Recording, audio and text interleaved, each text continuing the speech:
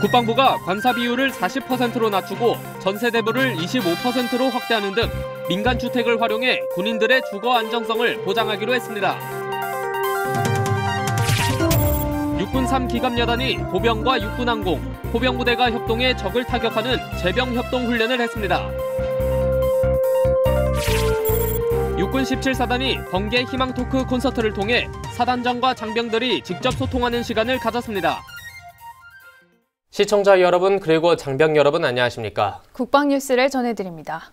국방부가 30일 나라를 지키는 군인, 군인 가족을 지키는 나라라는 비전을 바탕으로 군 주거정책 방향을 제시했습니다. 이번 정책은 군인들이 관사에서 벗어나 내 집 마련을 할 수 있도록 마련된 건데요. 올해 상반기에는 야전 의견 수렴을 거쳐 정부 부처와 협의 후 시행할 계획입니다. 강경일 상사입니다. 국방부가 군 주거시설의 노후화와 부족 문제를 해결하고 변화하는 주거 환경에 걸맞는 군 주거정책 종합발전계획안을 제시했습니다. 지금까지는 군인들이 급여 수준에 비해 열악한 주거 환경에서 살다 전역 후에도 내 집 마련을 못하는 것이 현실. 이에 따라 국방부는 맞춤형 주거 지원을 중점으로 1년의 연구를 거친 끝에 군 주거정책 종합발전계획안을 내놓았습니다. 정책은 수요자 중심의 맞춤형 주거 지원과 군 관사 건립 최소화, 민간주택 활용 확대 등 군인들의 안정적인 주거 정착에 초점을 맞췄습니다. 이를 위해 77%에 이르는 관사 비율을 40%로 낮추고 전세 대부를 25%로 확대해 별거 가족의 불안정을 해소하는 한편 주택수당은 주택보조비로 변경, 월 30만 원까지 지급해 내 집 마련을 유도한다는 계획입니다. 국방부는 또 체계적이고 효율적인 군 주거정책 추진을 위해 주거정책과 신설도 검토하고 있습니다. 국방부는 이번 계획안을 중심으로 각 군 간부들의 의견 수렴과 기재부, 국회 협의 등을 거쳐 상반기 중 종합발전 계획을 시행할 예정입니다. 이번 계획안이 시행되면 제한된 예산에서 군 주거 복지를 향상시켜 재정 효율화를 도모하고 민간 주택 시장과 건설 산업 활성화에 기여할 것으로 전망됩니다. 국방뉴스 강경일입니다. 전시 상황에서 제대별 협동 작전 능력은 전쟁 성패를 좌우할 정도로 중요한데요. 지상과 공중에서 실전 감각과 자신감을 높인 육군 3기갑 여단의 훈련 현장을 김태우 기자가 취재했습니다. 적이 아군의 화력에 밀리면서 후방으로 물러나 급하게 방어 진지를 구축한 상황. 육군항공의 헬기가 전선에 나타나 넓은 범위의 적들에게 심대한 타격을 가합니다.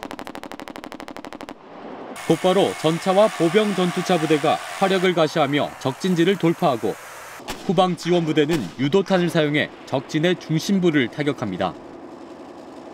육군 3기갑 여단은 지난 28일부터 양평 일대에서 궤도 장비 44대와 병력 400여 명이 참가한 가운데 제병협동 전투사격 훈련을 하고 있습니다.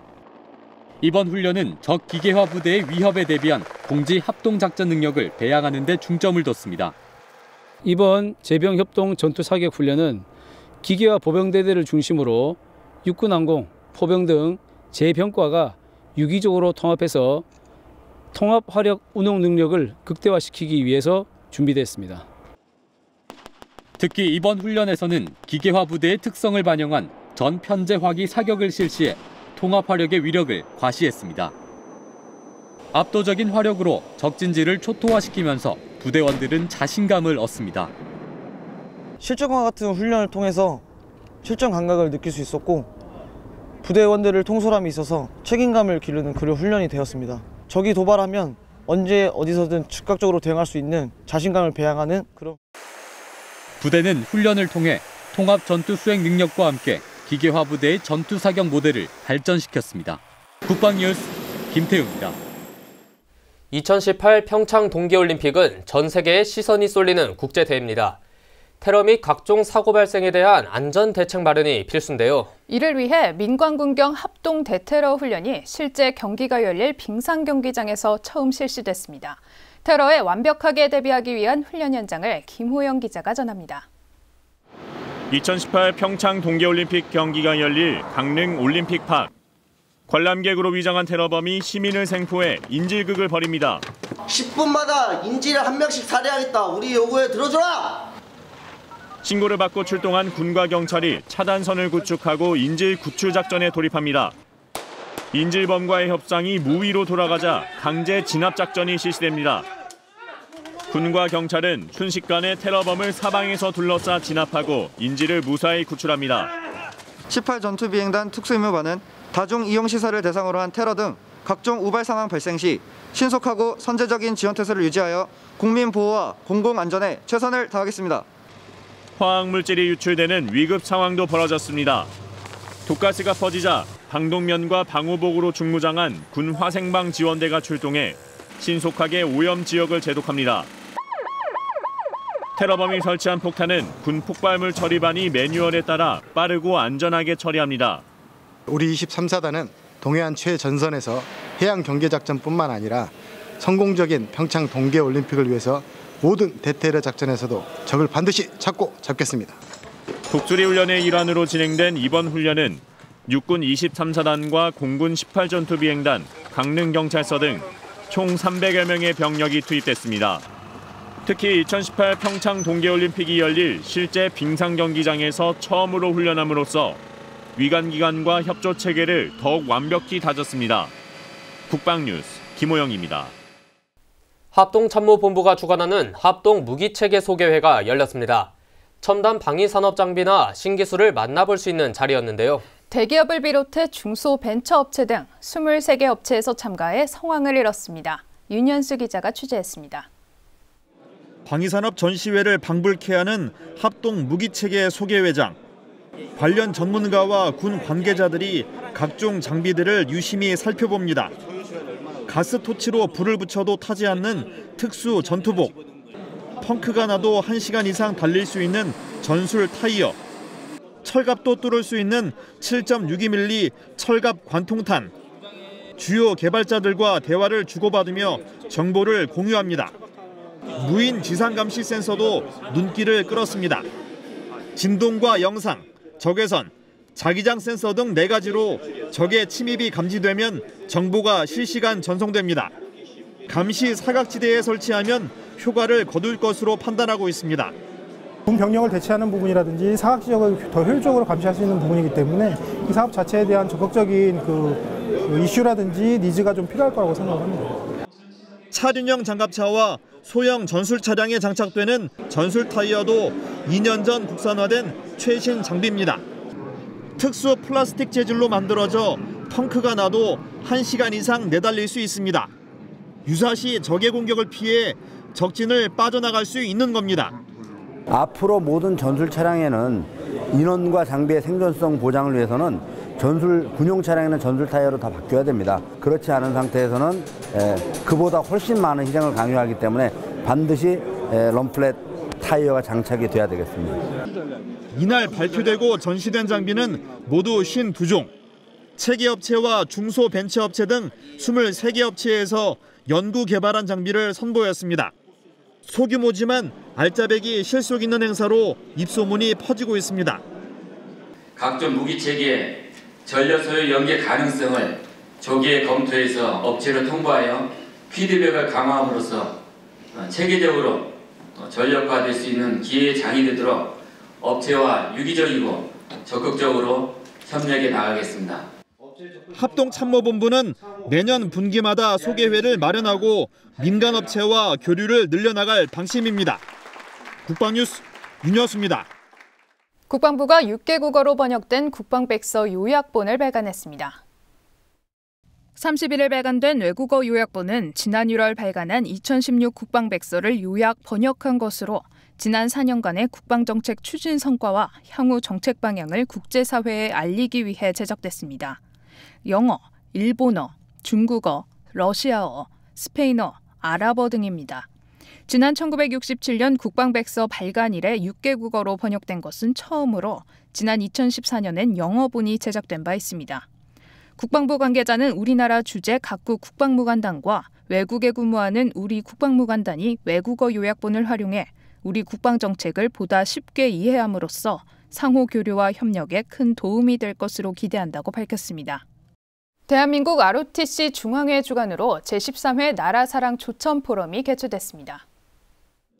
31일 오전 7시 프레스센터에서 열린 이번 포럼은 격변하는 한반도 정세와 미래를 주제로 ROTC 동문 150여 명이 자리한 가운데 열렸습니다. 초청 강연자로 나선 전옥현 전 국가정보원 차장은 안보 외교 역량을 강화하는 국가정책의 필요성과 대북 제재 압박을 위한 국내외 여론 조성을 강조했습니다. 이어 탈북자 출신인 경기대 북한학과 강명도 교수는 정부의 일관된 통일 정책의 필요성을 강조하고 민간인 차원의 남북한 교류가 활발하게 이루어져야 한다고 밝혔습니다. 대한민국 ROTC 중앙회 산하 통일정신문화원은 지난 2014년부터 매해 분기별로 나라사랑 조참 포럼을 개최하고 있습니다. 육군 36사단이 2017년 6.25 전사자 유해 발굴 개토식을 가졌습니다. 30일 평창 대화체육관에서 열린 이번 행사에는 36사단장과 평창 부군수, 강원 동부 보훈지청장 등 150여 명이 참석해 호국 영령들의 넋을 기리고 유해 발굴 투입 장병들의 안전을 기원했습니다. 올해 유해 발굴 사업은 평창군 장미산 일대에서 4월 3일부터 원주시 장구봉 일대에서는 6월 19일부터 각각 6주간 진행됩니다. 부대는 유해 발굴 사업과 함께 지역 내 학생들을 대상으로 현장 학습을 실시해 안보의식 고취에도 힘쓸 예정입니다. 부대는 2008년부터 유해 발굴 사업을 시작한 이후 지난해까지 586구의 부분 유해와 다수의 유품을 발굴하는 성과를 거뒀습니다. 육군 17사단이 창설 62주년을 맞아 번개 희망 토크 콘서트를 개최했습니다. 사단장과 장병들이 직접 질문과 답변을 주고받으며 소통하는 시간을 가졌습니다. 김이나 대위의 보도입니다. 육군 17사단이 소통을 통해 인화단결하는 부대 분위기를 조성하기 위해 사단장 주관으로 번개 희망 토크 콘서트를 개최했습니다. 토크 콘서트는 장병들이 직접 질문을 작성해 포스트잇으로 부착하고 이를 사단장이 직접 선택해 답변하는 형식으로 진행됐습니다. 군악 공연을 접목해 부드러운 대화 분위기를 조성했으며 군 생활과 소통, 인생의 목표 등에 대한 다양한 주제의 이야기가 활발하게 오갔습니다. 만약 사단장님께서 아침에 눈을 떴는데 훈련병으로 깨어나셨다면 어떠한 기분이 들지, 21개월간 용사 생활을 어떻게 보낼 것인지 궁금합니다. 네, 소통을 하시면서 혹시 힘드셨던 적은 없으신지, 있으셨다면 어떻게 극복했는지 꼭 듣고 싶습니다. 내가 먼저 소통하는 거지 남이 나한테 소통해 주기를 바라지 말라는 거예요. 소통이 잘 되면 오해가 이해가 돼. 소통이 안 되면 고통이 와. 장병들은 평소 쉽게 할 수 없었던 사단장과의 허심탄회한 대화를 통해 자신을 되돌아보는 시간을 가져 좋다는 반응입니다. 놓치기 쉬운 것들을 다시 한번 상기하고 앞으로 남은 저의 군 생활과 미래에 대해서 다시 한번 생각할 수 있는 좋은 시간이었습니다. 사단장님께서 말씀하신 행복은 자기 사랑이라는 말을 통해 군대라는 보물창고 속에서 나라는 보물을 캐어갔으면 좋겠습니다. 앞으로도 부대는 정기적으로 토크 콘서트를 개최해 소통으로 인화단결된 최고의 전우의 부대를 육성하겠다고 밝혔습니다. 국방뉴스 김인아입니다.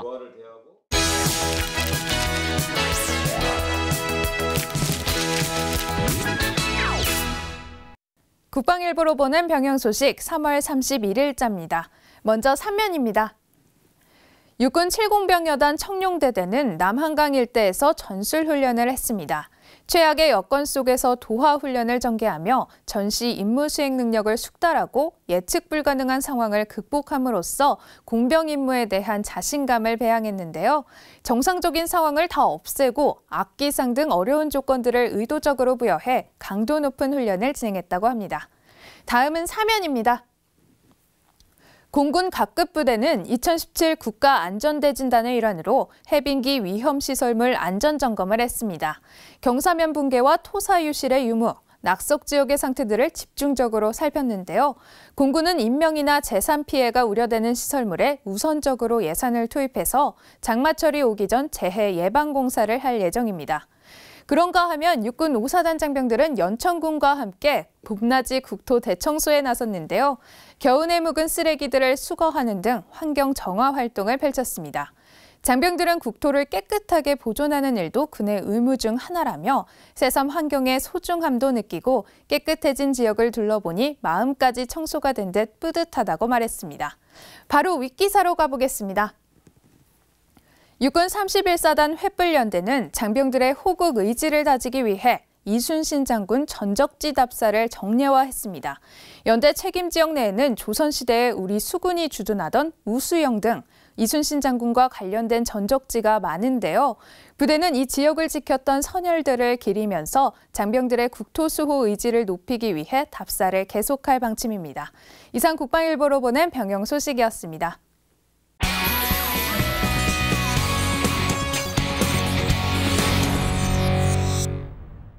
주한미군용 사드 발사대 2기와 일부 장비가 한반도에 반입된 것을 시작으로 병력과 장비를 추가로 전개하여 이르면 4월 초에 사드 배치를 완료할 것으로 보입니다.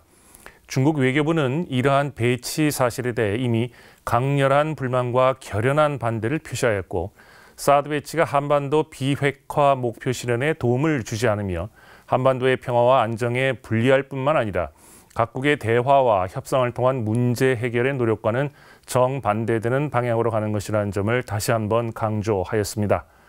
이러한 중국의 강력한 반발에 직면 3월 중순 일본, 한국 및 중국을 방문한 틸러스 미 국무장관은 비단 사드 문제뿐만 아니라 남중국해, 하나의 중국, 무역 갈등과 같은 전략적 이해가 엇갈리는 현안들을 하나씩 점검했습니다. 더욱이 4월에 미중 정상회담을 앞두고 의제를 조율한다는 수준에서 입장을 전한 것으로 전해지고 있습니다. 따라서 근본 워싱턴 정상회담에 거는 기대가 그 어느 때보다도 높다고 하겠습니다. 그렇다면 이러한 상황에서 우리는 어떤 입장을 견지할 필요가 있을까요?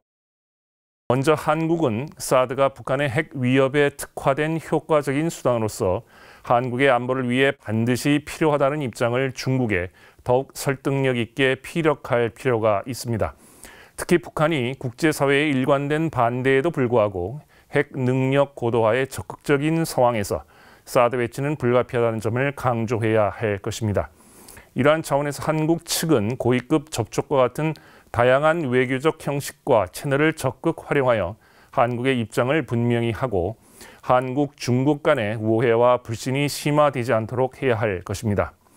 그리고 한중 양국은 경제와 같은 영내 주요 비전통 안보 영역에서 이해관계를 공유하고 있고 그 관계의 안정과 지속적인 발전은 한중 양국의 국익에 부합하다는 점을 다시 한번 강조해야 할 것입니다. 더욱이 사드 문제를 이유로 중국이 한국을 지나치게 압박할 경우 한국 내에서는 국가 주권에 대한 도전이라는 인식이 확대되면서 한중 관계에 오히려 부정적인 영향을 줄 수 있다는 점도 인식시킬 필요가 있습니다. 올해로 수교 25주년을 맞은 한중 관계는 단순 수교에서 출발하여 전략적 협력 동반자 관계로까지 발전했습니다. 한중 관계는 미래로 나아가야지 과거로 후퇴해서는 안 될 것입니다. 미래를 내다보는 중국의 냉정한 처신이 절실합니다. 한국은 전략적 동반자 관계의 건강한 발전의 중요성을 중국이 잘 이해할 수 있도록 노력하는 한편 한중 간 전략적 신뢰의 제고를 위한 외교적 노력을 한층 강화해 나가야 할 것입니다. 국방중앙 이슈의 이명철이었습니다. 이번 주말 교통 상황은 어떨지 알아보겠습니다. 네, 한국도로공사와 함께하는 고속도로 주말 교통 정보입니다.